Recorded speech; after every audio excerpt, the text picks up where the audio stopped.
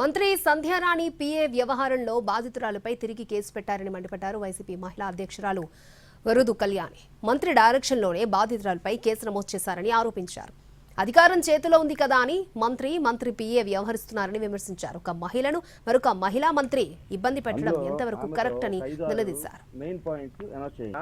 ఆత్మాభిమానం అనేది ఒక అమ్మాయికి ఉంటుందా?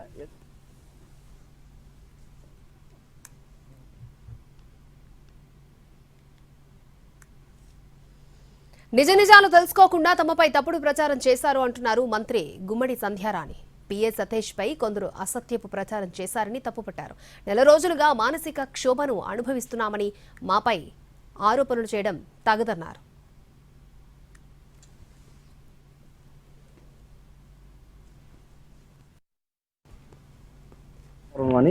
ఒక వార్త టెలికాస్ట్ చేశారు.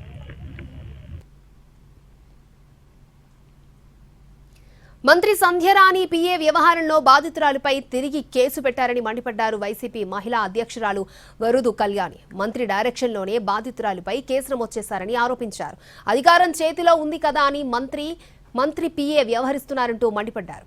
ఒక మహిళను మరొక మహిళా మంత్రి ఇబ్బంది పెట్టడం ఎంతవరకు కరెక్ట్ అని నిలదీశారు. అలాగే మహిళా మంత్రి అయిన సంధ్యారాణి గారు అయితే తిరిగి నిజంగా సిగ్గుతో మహిళా లోకమంతా సిగ్గుతో మీ వ్యవహారంలో తలదించుకుంటుంది సంధ్యారాణి గారు. మాట్లాడితే బయటకు వచ్చి చెప్తారు మా జగనన్న మీద ఇష్టం వచ్చినట్టుగా మాట్లాడుతూ ఉంటారు. మీరు వ్యవహరిస్తున్న పద్ధతి కరెక్ట్ గా ఉందా నేను అడుగుతూ ఉన్నాను. ఏ విధంగా హెరాస్ చేశాడు అనేది బాధితురాయల కంప్లైంట్ ఆమె స్టేట్మెంట్ కింద రాస్తే ఆ సెక్షన్ల కింద వీళ్ళు కేసు పెట్టలేదు. ఆ ఫస్ట్ ఎఫ్ఐఆర్ లో ఆవిడ ఇచ్చిన కంప్లైంట్ లో చిన్న చిన్న సెక్షన్స్ కింద స్టేషన్ బెయిల్ వచ్చే సెక్షన్స్ కింద కేసు పెట్టేసి రెండో రోజే తిరిగి మళ్ళీ ఆ బాధితురాల మీద తెలుగుదేశం పార్టీ నాయకులతోని కంప్లైంట్ ఇప్పించేశారు.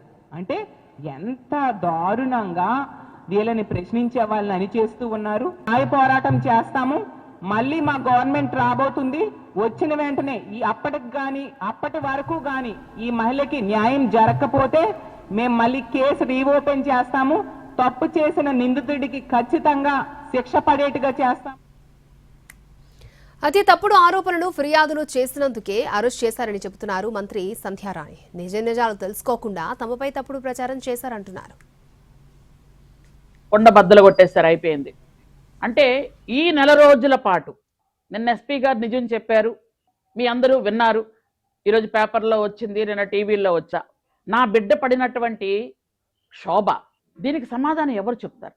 యాక్చువల్గా మీ పత్రికలు రేటింగ్ పెంచుకోవడానికో, మీ ఛానల్ రేటింగ్ పెంచుకోవడానికో, స్క్రోలింగ్లు పెంచుకోవడానికో, మీరు ఏంటది బాగా హైప్ పెంచుకోవడానికో, సెన్సేషనల్ న్యూస్ ఇస్తున్నామని చెప్పుకోవడానికి కొన్ని పత్రికలు కొన్ని ఛానళ్ళు ఎదుటి వాళ్ళ పరువులు మర్యాదలు తీసేస్తున్నారని కూడా చూడకుండా ఇష్టానుసారంగా మా పరువు మర్యాద తీసే విధంగా మీరు చేసినటువంటికి దీనికి ఎవరు సమాధానం చెప్తారు?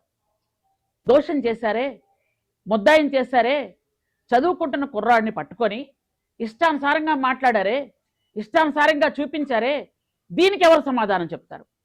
మీరందరూ కూడా చూశారు, ఎస్పీ గారు మార్ఫింగ్ చేశారు వీళ్ళు అని. మీకు ఎవరికైనా తెలుసా అసలు మార్ఫింగ్లు అంటే ఏంటో? అంటే ఎంత పరిజ్ఞానం ఉందో చూడండి. అంటే ముసుగేసుకొని తిరిగినంత మాత్రాన అమాయకురాలు కాదు అని అర్థం.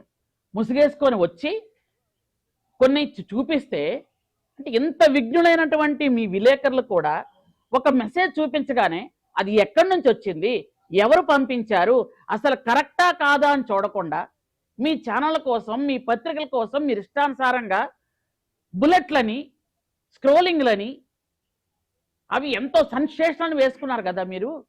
ఈరోజు పరిస్థితి ఏంటి మరి? అంటే ఒక ఆడపిల్ల చూపిస్తే అది నిజమైపోతుందా? అంటే కిలాడీ లేడీలు ఉండరా మన రాష్ట్రంలో? ఇప్పుడు చూడట్లేదా మనం? ఎవరో ఆవిడ తాలూకా ఫ్రెండ్ నిన్న చెప్పారు పోలీసులు, బాయ్ ఫ్రెండ్ అని పెట్టుకొని వాళ్ళ ఇంట్లో 4 ఫోన్లు పెట్టుకొని మార్ఫింగ్ చేసుకొని ఇష్టానుసారంగా చేస్తే నా బిడ్డ పరిస్థితి ఏంటి? ఇంతకు పూర్వం మా పిఏకి ఆవిడకి ఎప్పుడో 3 ఏళ్ల క్రితం పరిచయం ఉందట. ఆ పరిచయం ఉంటే వాళ్ళు తిట్టుకోవాలి, దెబ్బలాడుకోవాలి.